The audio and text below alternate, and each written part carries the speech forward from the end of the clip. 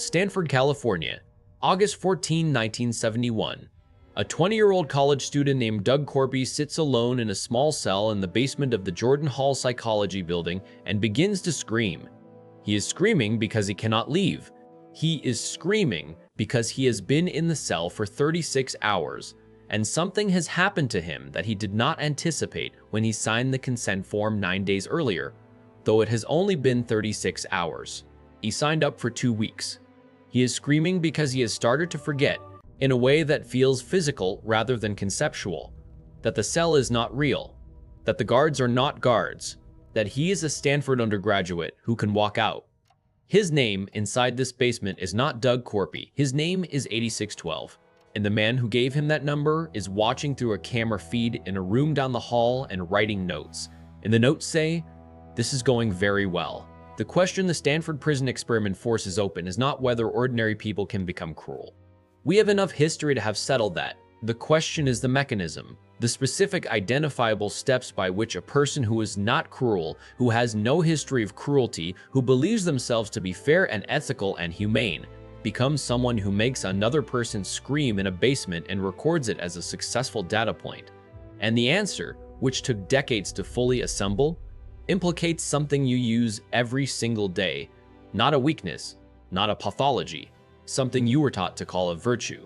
It is exactly these questions, the ones that arrive disguised as answers, that the human code was made to answer. Philip Zimbardo was 38 years old in the summer of 1971, and at that point in his career when a researcher has accumulated enough credibility to attempt something large, he had been thinking about the situational determinants of behavior, the degree to which context, rather than character, drives human action for most of his professional life. He had grown up in the South Bronx, watched the same people behave entirely differently in different environments, and developed an intuition that psychology had placed too much explanatory weight on the individual, and not enough on the situation surrounding them.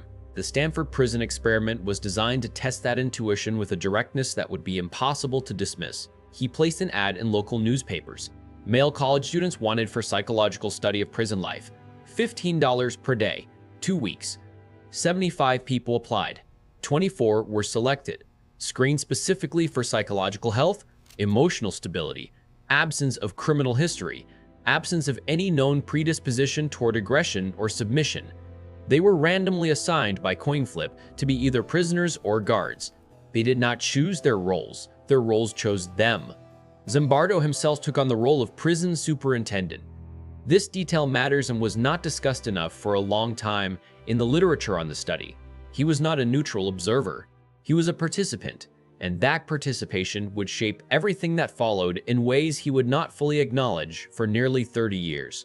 The prisoners were arrested at their homes on the morning of August 14 by actual Palo Alto police officers in actual police cars as part of the study design. They were handcuffed, read their rights, transported to a real police station, booked, blindfolded, and transferred to the Stanford basement.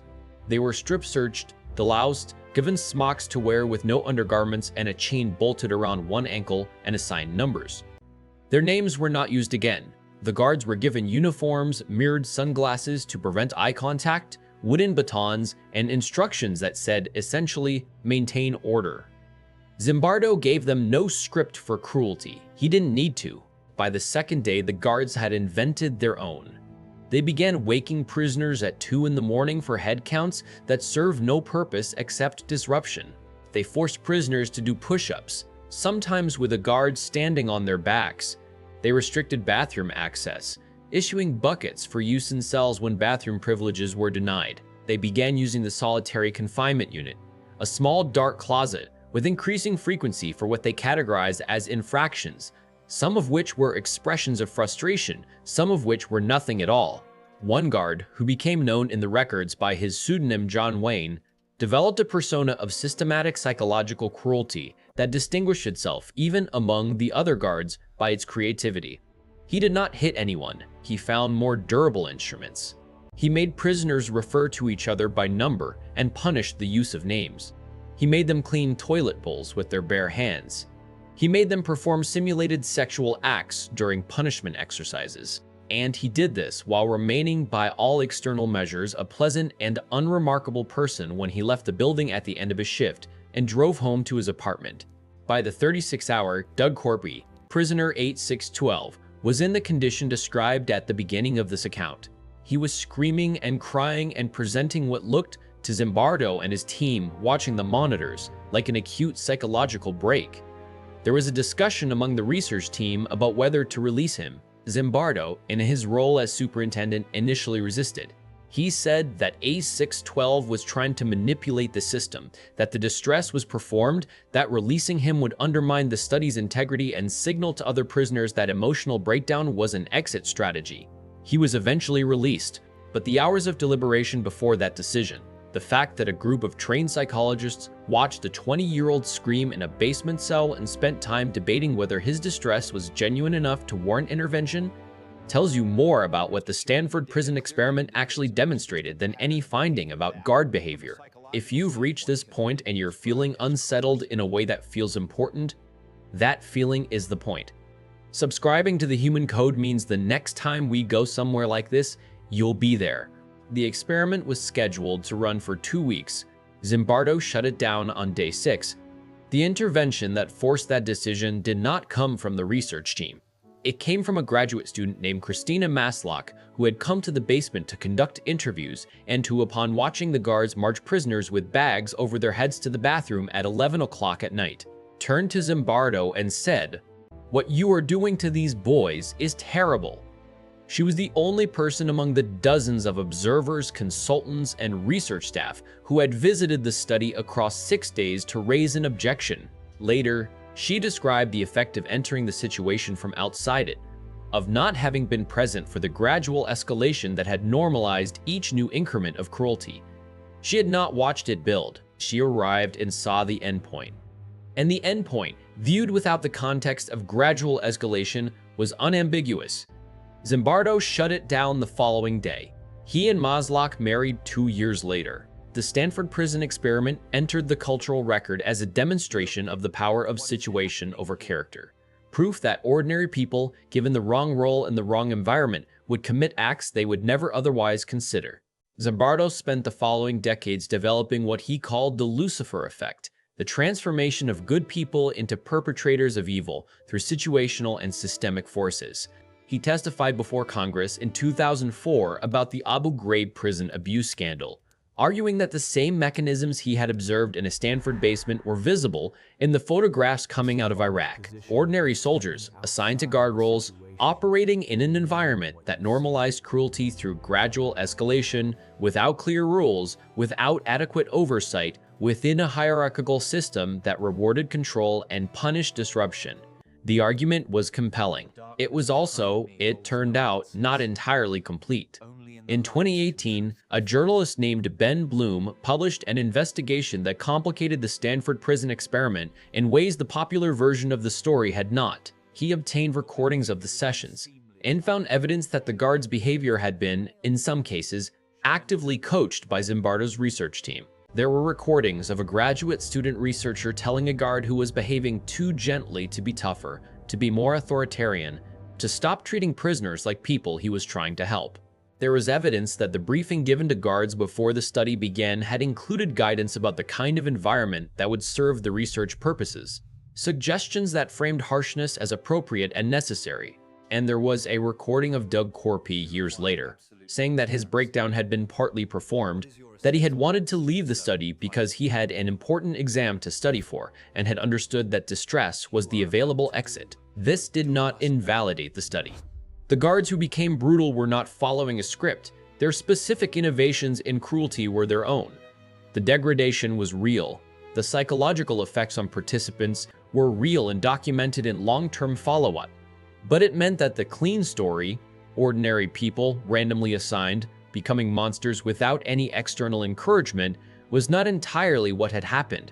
The situation had been more constructed, more directed than the public account acknowledged. Zimbardo disputed parts of Bloom's account. The debate among psychologists about how to read the study's findings continues, and what that debate reveals, if you follow it carefully, is something more interesting than either the original story or its revision. It reveals that the question of how much of human behavior is driven by situation and how much by character is not a question with a clean answer. It is a continuum, and where any individual falls on that continuum in any given moment depends on a specific combination of variables: the role assigned, the authority structure surrounding it, the clarity of the rules, the visibility of oversight, the presence or absence of one person who steps outside the situation and says, "What you are doing is terrible." Christina Maslach was that person. She was not different in kind from the other observers who had visited the study and said nothing. She had not been present for the escalation.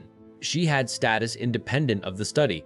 She was not subordinate to Zimbardo in the way the research staff were. She came from outside the situation and named what she saw before the situation had time to normalize her perception of it. And her intervention ended the experiment. What the neuroscience tells us about why situations have this power is both straightforward and deeply uncomfortable. The prefrontal cortex, the region responsible for moral reasoning, for evaluating actions against abstract principles, for asking whether what you are about to do is right rather than merely expected, requires cognitive resources to operate. It is metabolically expensive, and in high-stress, high-authority, high-conformity environments, those resources are consistently redirected.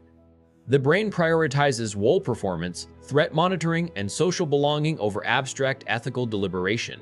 Not because it has abandoned ethics, because it is busy, because the immediate social consequences of breaking role, the guard who becomes gentle, the researcher who raises an objection, the employee who says this is wrong, are processed as more immediate and more concrete than the abstract harm being done to people who have been assigned to a different category. This is the architecture that the Stanford Prison Experiment exposed, imperfectly and under conditions that were more constructed than originally acknowledged, but exposed nonetheless. The guards who became brutal were not discovering a hidden capacity for cruelty. They were discovering what happens to moral reasoning when it is deprioritized by a brain managing role, hierarchy, and social expectations simultaneously. And most of them, in the years of follow-up interviews that Zimbardo conducted, described the experience with a consistent quality of dissociation. A sense that what they had been done by someone wearing their face, operating inside a logic that had seemed internally coherent at the time, and that they could not entirely reconstruct from outside it. You're not immune to this. The person reading this account right now who is disturbed by what the guards did, who is certain they would have behaved differently. That certainty is generated by the same prefrontal cortex that is currently operating in a low-stress, no authority, no role pressure environment where ethical reflection is the primary cognitive task. The question is not who you are when you have the cognitive space to reflect. The question is who you are when the role is pressing. The authority is clear. The escalation has been gradual, and no one in the room is saying, "Step back and look at what is happening here." Most of the time, in most of the environments that shape your daily life, there is no Christina Maslach. There is no one who arrived late enough to see the endpoint without the normalization a gradual escalation produces. There is only the situation and the role and the slow drift toward whatever the situation rewards. Philip Zimbardo ended his career arguing that heroism, not the dramatic battlefield kind, but the everyday kind, is what happens when one person in a system maintains enough distance from their role to see what the system is producing and names it out loud. He called it the banality of heroism, deliberately echoing Hannah Arendt. The act is not extraordinary in its nature. It is ordinary in its components: perception, language, willingness to absorb the social cost of disruption. What makes it rare is not that people lack the capacity. It is that the situations we inhabit are specifically structured, usually without intent, to make that cost feel too high. Think about an environment you are currently inside: a workplace, a family system, a social group, an institution where something is happening that you have watched escalate gradually enough that you have stopped seeing it clearly. Not a crisis, something quieter. Something that if you had arrived yesterday from outside and observed it fresh, you might have named. What would you call it if you were Christina Maslach? And what is it actually costing you to stay inside the situation without saying so?